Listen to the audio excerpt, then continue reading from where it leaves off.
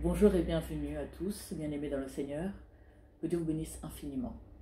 Comment vivre cette pandémie qui est en train de terroriser, traumatiser le monde entier? Comment le vivre sereinement? Comment gérer la situation? Je suis l'apôtre Harmonie.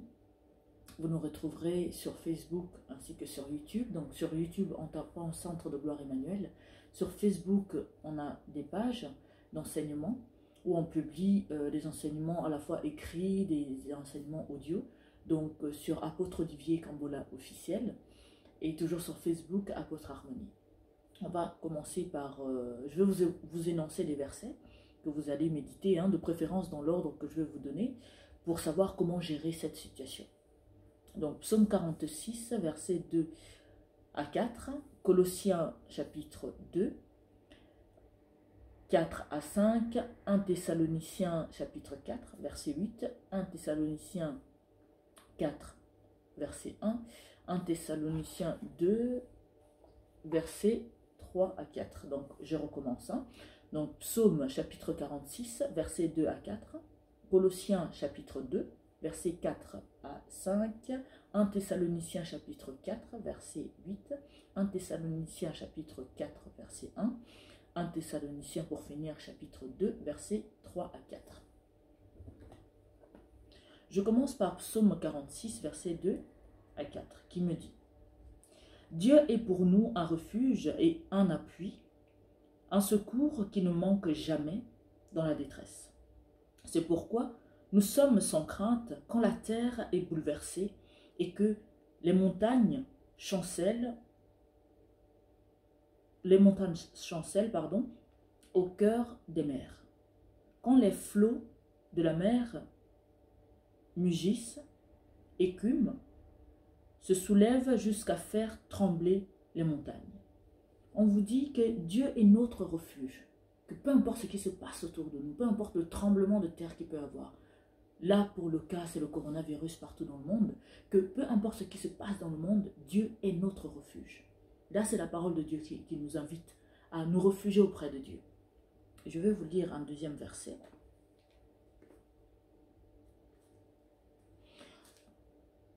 Donc 1 Thessaloniciens chapitre 4. D'abord je vais lire le verset 1. Au reste, frères, puisque vous avez appris de nous comment vous devez vous conduire et plaire à Dieu, et que cela, ce que vous faites, nous vous prions et nous vous conjurons au nom du Seigneur Jésus de marcher à cet égard de progrès en progrès. Donc, on vous demande de marcher selon la parole de Dieu, selon comment tous les enseignements qu'on vous a donnés jusqu'à présent.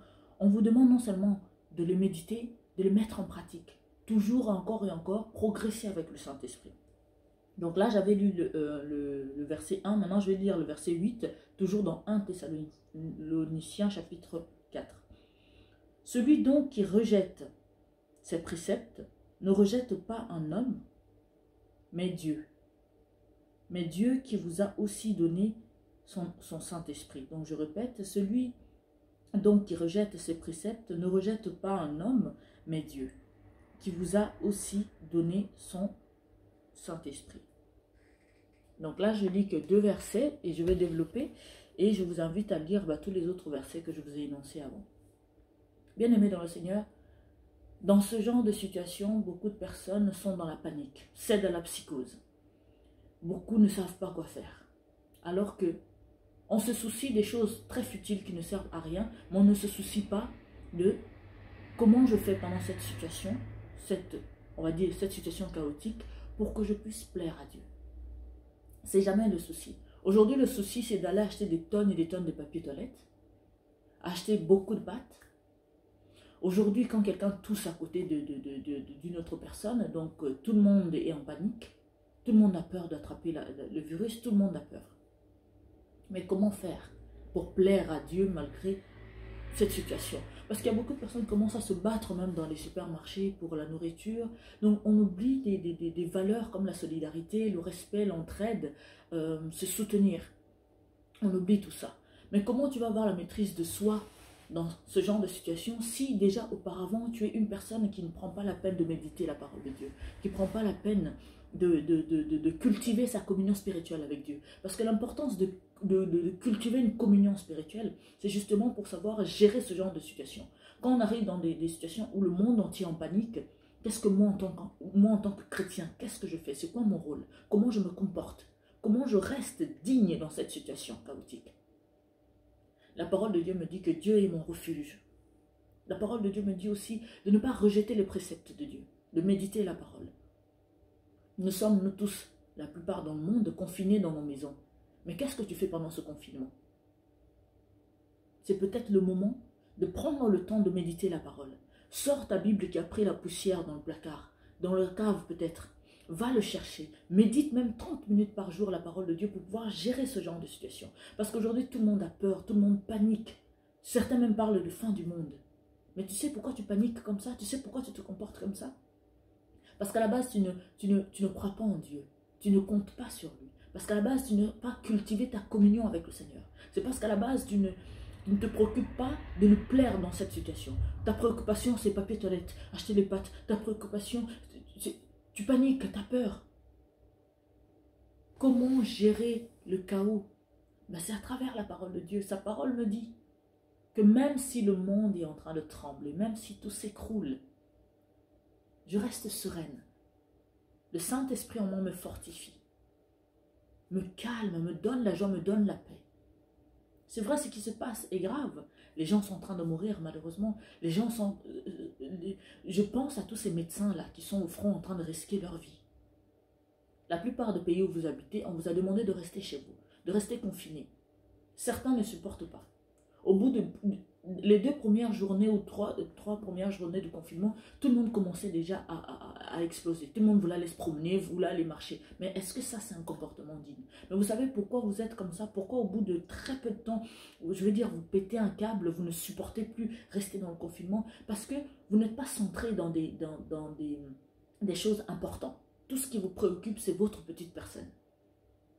Prends le temps de méditer la parole de Dieu, de te fortifier avec le Saint-Esprit, de rester en paix, de rester tranquille. Tu vas voir que tu vas passer cette période-là sans souffrir. Parce que quand cette période va finir, beaucoup de gens seront traumatisés. Parce que le voisin est mort. Parce que dans ta ville, beaucoup de médecins sont morts. Parce que dans ta ville, beaucoup de gens sont morts. Les médecins seront traumatisés, ce qui est normal parce qu'ils sont au front. Ils sont en train de vivre la situation en contact direct. Mais comment tu fais pour gérer le pendant et le après? C'est à travers la parole de Dieu, à travers la méditation.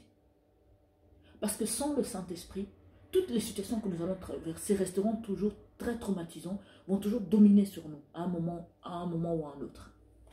Bien-aimé dans le Seigneur, toi qui passes ton temps à faire tout et n'importe quoi et jamais prendre le temps de prier, c'est le moment. On est confiné, nous sommes 24 sur 24 à la maison, donc c'est le moment de sortir sa Bible, de regarder la parole. Dans la vidéo précédente, je vous avais parlé du fait que quand il y a le vent comme ça qui est en train de tourner, tout le monde soit en panique, on prend le temps de se retirer avec le Saint-Esprit. On prend le temps de parler au Seigneur. Seigneur, dis-moi qu'est-ce que je dois faire, comment je dois me comporter, comment je dois gérer cette situation. Pour ne pas qu'elle domine sur moi, pour ne pas qu'elle pèse sur moi, comment je gère la situation. La parole de Dieu vous parle de la maîtrise de soi. Même si je suis dans la vallée de l'ombre de la mort, je ne crains aucun mal. Mais c'est le moment. Ces versets-là ne sont pas là pour faire joli, ils ne sont pas là pour remplir les pages de la Bible. Justement, elles sont là pour que, dans ce genre de situation, que nous sachions quoi faire, que nous puissions gérer les choses sereinement. Ok, il y a le chaos à l'extérieur, mais comment je dois vivre ça à l'intérieur de moi?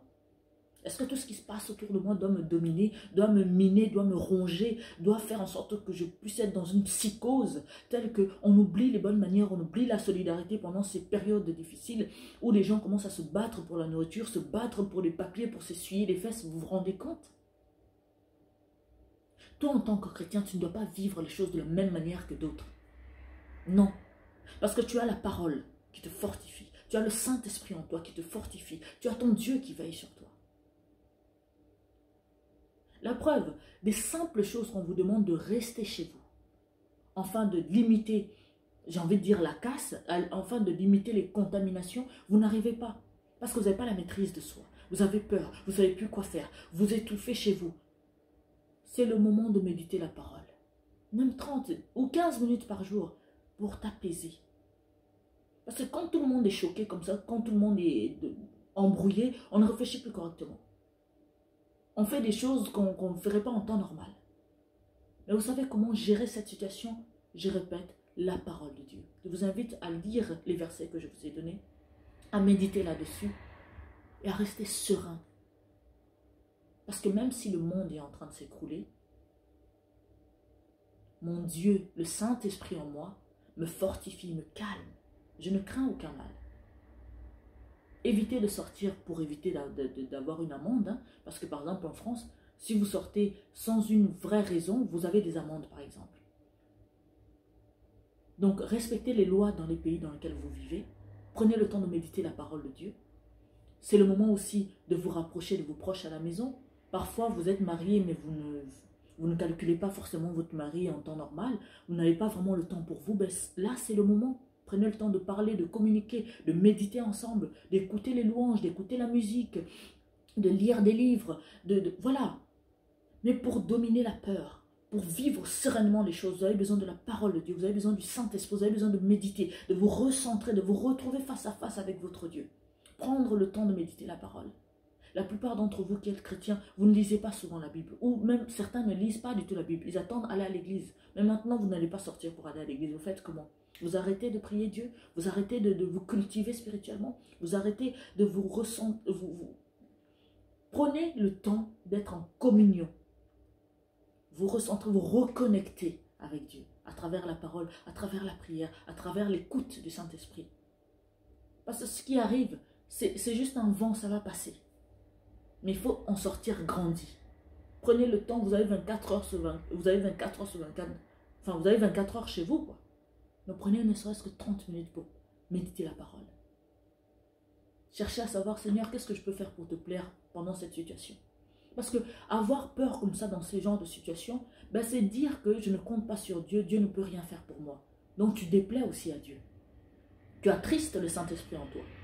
Parce qu'il est là pour toi.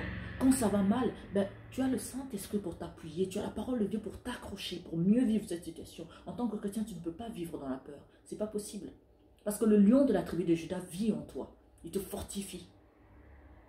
Alors tu dois vivre sereinement chaque situation de ta vie. Sois préoccupé par ce que Dieu pense de toi. Pas par ce qui se passe autour de toi. Pas par cette pandémie qui est en train de traumatiser tout le monde.